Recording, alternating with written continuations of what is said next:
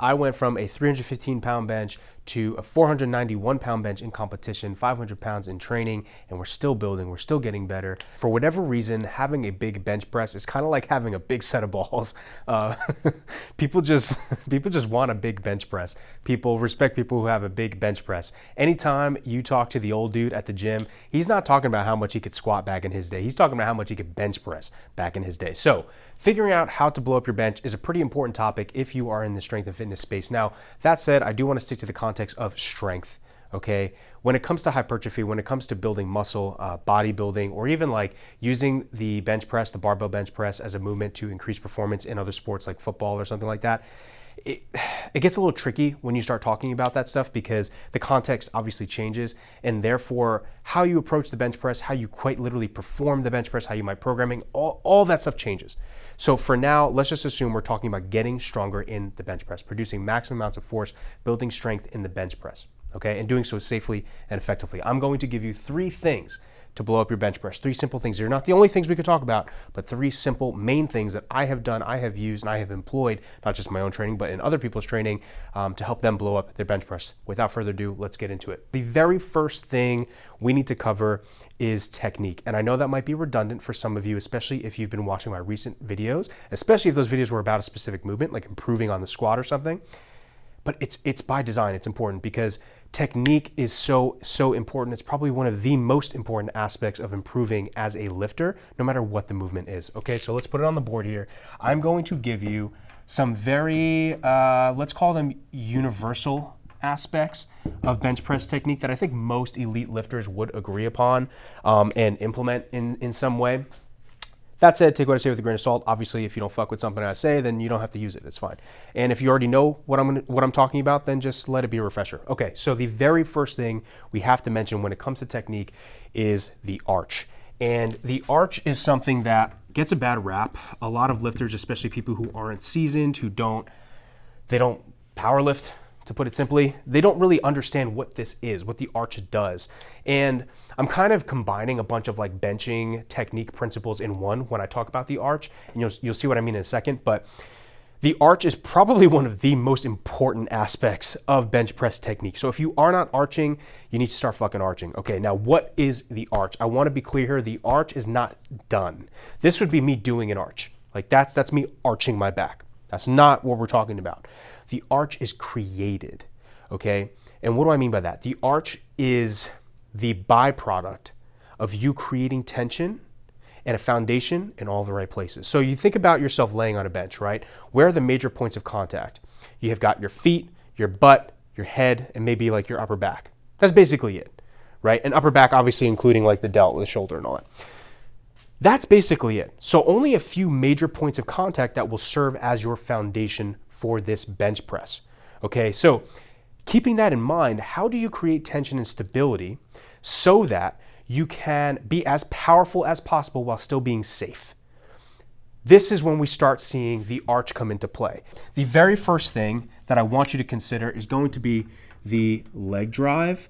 And this is something that unfortunately is a little controversial. Like it's kind of hard to teach leg drive. The way that I teach leg drive, first of all, you find the stance with, that's comfortable for you. We're not going to get into the super nitty gritty, but where it gets controversial is how you apply pressure. So I like to teach applying pressure in the leg drive as you're driving your foot into the front of the shoe. Okay. So when you do that, if you were laying down on a bench and you tried that, you would notice your hips start to kind of pop up a little bit, right? Now, if you were to squeeze your glutes at the same time, now your legs are tense. There's lots of tension, okay? And you can feel yourself driving up into the bench. That's what we want. Now, let's talk about setting the upper back. We're going to retract the scapula, right? And what we're going to do is try and get ourselves so that only the upper back and the neck and the head are pressed up against the bench. And our leg drive helps us do that. So again, instead of laying flat backed here, we're doing this, right? And remember, I'm not trying to show my rib cage per se, although some lifters may look at the arch like that. Instead, I'm trying to create a really strong foundation with just my upper back and my head. And in order for me to do that, I can't do that flat backed. I have to get onto my upper back, right? I have to be here. So when you combine this with the leg drive, dude, like that is the arch that has created the arch. Now, the last fundamental piece of the arch is actually going to be your brace. And bracing in the bench press is a little tricky because it's a little bit different than how you might brace for the deadlift and the squat. For those of you who don't know, bracing is simply filling up your torso with 360 degrees of intra-abdominal pressure. So it literally looks like this. Boom, right? Boom, boom, boom. Creates a really solid, stable torso. Now, when you're benching, because of this arch, the stability that you're creating for yourself, it's kind of hard to do that. So I like to wear a belt to reinforce the brace anyway. But when you are set up, you don't want to be relaxed and loose. So even if you are retracted, even if you have some leg drive, it's easy to just kind of like let yourself sit. Instead, brace and then really try and wrench everything in. Now, I'm not saying you need to become this tight little ball, but you do need to be mindful of this arch. So the brace solidifies the arch. It's what unifies everything together. So your legs are driving into the floor. Your upper back is pressed hard up against the bench. You're on top of your traps here, right? You're really, really digging into the bench, creating this strong foundation. And now you, boom, you brace. And this is what's going to hold all of this in place. So like if I were walking around, this is how I would walk around, right? Okay, so you get the idea. So that's the arch, and this is probably the most important aspect of the bench press technique. Now, the last bit I'm going to talk to you about here when it comes to technique, because I don't want to get too nitty gritty, is we're gonna say bar path / pressing technique. I'm gonna say pressing tech. This is a piece of the technique that I feel like not many people talk about and can go a really, really long way. So the best example I can give you is when you are benching, a lot of times, depending on how mobile your T-spine is, meaning how much mobility you have in your upper back, your thoracic, right? So this is like thoracic extension. This would be lumbar, right? Like lower back. This is upper back. You see, we want like an upper back arch. And again, that's created when you are bracing, you've set this foundation with your upper back, driving in through your legs, all of that stuff. Depending on how extreme your arch is, depending on your grip width, your muscle mass, all of this stuff, your bar path is going to look different than mine or your best friends or your favorite lifters, okay? So your bar path is going to change. Now, the most efficient bar path is straight up and down, right? No movement here or here, it's just straight up and down. That's the most efficient, right? However, that may not always make sense. So we have to keep that in mind, which is why I also put here pressing technique, because that will then determine whether or not you can be strong in spite of your bar path. Okay, so the two most common like pressing techniques is a soft touch and a sink. Okay, a soft touch is you're simply bringing that bar straight down. You're gonna softly touch your torso, pause, press up. A sink is you're bringing that in and you're almost like letting that bar sink into your torso and then you're driving up. Those are the two primary like pressing techniques. Now there's so much shit here we can unpack when it comes to technique, whether or not you're torquing in your elbows, right? Like externally rotating, whether or not you're starting internally rotated and you're coming straight out. Like there's so much nitty gritty shit that you could try. That's not what I'm trying to refer to here. What I'm simply referring to is how do you choose to actually press the weight off your chest? Do you want that soft touch? Do you want that sink? I'm going to tell you right now that a sink, if you can practice it and master it, it is tricky to get because you kind of have to like lose tension in the hole a little bit. But if you can nail it, if you can figure it out, I think it really is the move because you can just simply press more weight that way. In my experience, I've done it all. I've competed with everything. And so far, I found the sink to be one of the most effective ways to bench the weight, especially if my bar path isn't that great. In other words, if I don't have a crazy arch, my bar path is going to have to go through a lot of motion as opposed to simply coming right down and right up. I'm going to have to come down, but then also lower on my torso, pause, and then press up and start coming back up towards my face, right? But if I involve a sink, it just, I don't know, it alleviates some of the work. So that's something that you can consider. Now that's everything on technique. I know I kind of like brushed through that as fast as I could, but somebody commented that I just take too fucking long in these videos, and I was like, you know what, this guy's got a point. So, all right. That's everything on technique. Let's move on to the second simple hack to blow up your bench press. Bench more often, and I'm gonna elaborate in a second. So frequency, what do we mean by frequency? Very simple, simply increase the number of times you bench press throughout the week. That's basically it, okay? If you bench once, start benching twice a week. If you bench twice, start benching 3 times a week. I personally bench 4 times a week. And in the past, I used to bench 3 or 2, and I have noticed the best results from benching 4 for myself. I've never tried benching 5 or 6. I am thinking about benching 5 or 6, although I don't know, we'll see. The best benchers in the world, especially the natural athletes that I know, that compete in the IPF, they all bench a minimum of 3 times a week. Most of them are in that 4 to 6 range. All right. So does this mean that if you are benching twice a week, you now all of a sudden need to bench every single fucking day of the week? No. However, if you're struggling with your bench or you're finding that you're kind of hitting a plateau, this is probably, frequency is probably the most common tactic coaches use, programmers use to stop sucking at the bench press. Okay. And it offers a number of benefits, right? Number one, obviously there's a skill benefit. You're literally practicing it more often.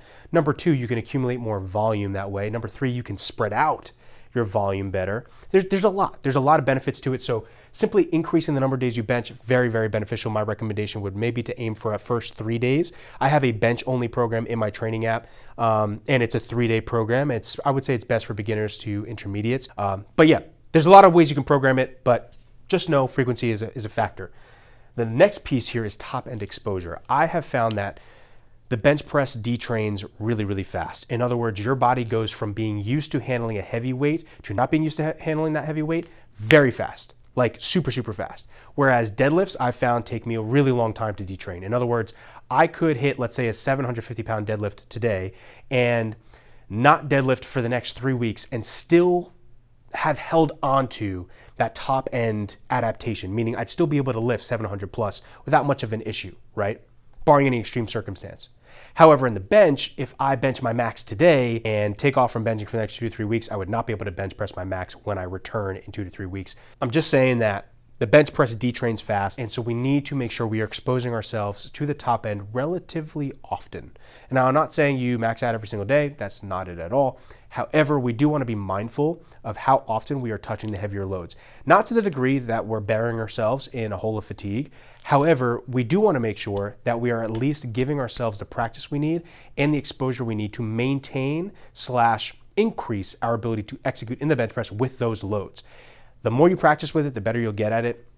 But not only that, the more you handle those heavier loads, the more your central nervous system adapts to that and simply gets used to it and becomes really, really good at lifting that particular load. Okay, so just realize that the top end exposure and the frequency of that exposure matters. So let's move on to the third and final simple thing that you can do to blow up your bench press. Importance of your accessories, not only that, but the selection of your accessories. And I will say this too, bench press is tricky because it's a movement that you can get very hurt in very easily. When you are trying to push your top end in the bench press, especially like a 1 rep max, be careful about the number of accessories you do and which ones you choose to do. I found that yes, you can still do your chest flies, you can still do tons of chest volume that's outside of your barbell work, but you got to be careful because that stuff will not only eat away at your ability to recover for your main work, but it also exposes you to injury. Okay, so if you're doing tons and tons of flies and you're stacking that with tons and tons of bicep curls and all these different things, right?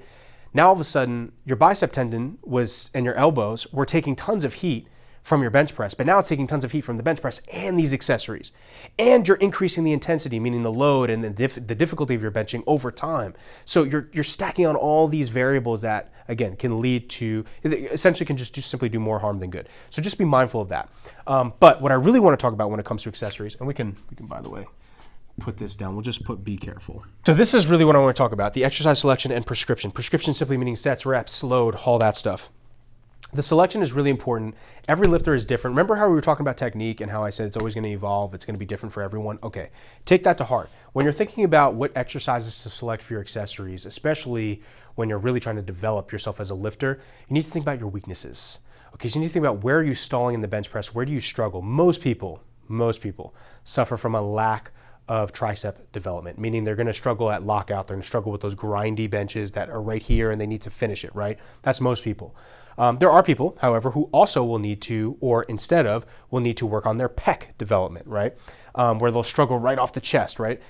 In my opinion, fucking work on it all. Why not? Okay, it's not that hard to simply do 3 to 4 sets of some really good, chest work, and then 3 to 4 sets of some really good tricep work. The major accessories I am going to recommend to you. The first, of course, is going to be really any horizontal pressing. So like dumbbell or machines. I'm not going to lie to you. I really enjoy using machines, like a really good machine for my, let's call it your flat and incline variation of pressing to develop the muscle tissue. The reason why is because it's less risky on the setup, it's easier to load, and it's easier to overload over time. Whereas like, you know how fucking annoying it is and hard it is to lift up 150-pound dumbbells, get them into position, lift them, do it safely without fucking up your pecs and shit. It's just so much. Whereas with the machine, I can literally just slide on more plates. I have found machines to be a little bit better. Now, not all the time. I like to transition and kind of like, or go back and forth between dumbbells and machines, but I definitely wouldn't sleep on machines.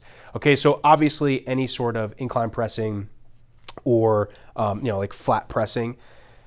The next bit though is dips, and weighted dips more specifically. Weighted dips are really, really helpful for tricep development, but also for pec development as well. And they will hit a lot of that lower pec that you don't get to hit in traditional pressing patterns.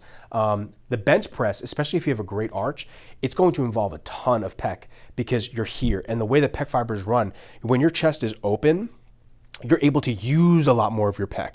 Whereas if it's kind of closed off, and let's say you're laying flat back, you're gonna be using a lot of shoulder, right? And that's why a lot of people develop shoulder issues, because they don't fucking bench properly. But you get the idea, okay?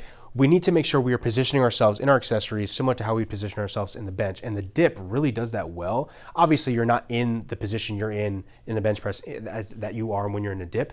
But the dip just is able to target pieces of your chest that you otherwise would find it very difficult to load and target, while also obviously really training your triceps. So those are the major movements. Any like real horizontal pressing that you can relatively control and overload over time. And then also dips, specifically weighted dips. Now, the one thing I will say here as well, there is a time to push your muscles to extreme fatigue, and then there is a time to use your accessories to simply expose yourself to heavier loads. And as you get closer and closer and closer to like your test day, meaning you're in your 8-week out zone, 4 weeks out, something like that, don't use your accessories as a means to completely exhaust the muscle. Okay, I don't think that that's smart. Start to treat that accessory as a strength movement instead of like a bodybuilding movement. So if you have dumbbell press on the menu, don't do 3 sets to failure essentially with like 100 pounds or something like that, especially if you're hitting 10 reps, 15 reps with that. Instead, choose a weight that you can get like a really clean, solid 6 to 8 reps with. And then you back down for those next 2 sets that you would do to a lighter weight and get like a nice 8 to 10. And again, the idea isn't to kill yourself, it's to expose yourself to that heavier load and force yourself to have, yet again, another strength adaptation, because that's the primary goal, that's the primary focus. Okay, so that's my number 1 recommendation with the selection and the prescription. There is one thing that I forgot to mention in principle or hack number 2, and that is like a bonus tip. That is to prime your primary. I have found a lot of success with this. If you are someone who finds that on your primary bench day, you just don't feel like yourself, you don't feel like your technique is there, it's not clicking, having a day either just before your primary day or maybe 2 days before where the weight is a little bit lighter, honestly quite a bit lighter, not much volume whatsoever, maybe it's single or a double or something like that, and it kind of stays, let's say 40 to 60 pounds below that top end. And that's relative, obviously. We'd kind of have to look at each person on an individual basis to know exactly what that weight gap should be. But as long as it stays, it trails behind relatively significantly from your primary. If you do that a day or 2 days before your primary bench, if you, let's say, do a single or 3 sets of 1, 3 sets of 2, something like that, that primes the technique. It primes your bench for the primary. And I found a lot of success with that. It's a little bit of a trickier programming technique, but I wanted to offer that to you because I figured some of you might be able to glean something from that. Okay, that's everything to blow up your bench press. I apologize if this video was a little bit too long, but wanted to make sure I gave you everything I possibly could. And I will see you in the next video. All right, peace out, guys.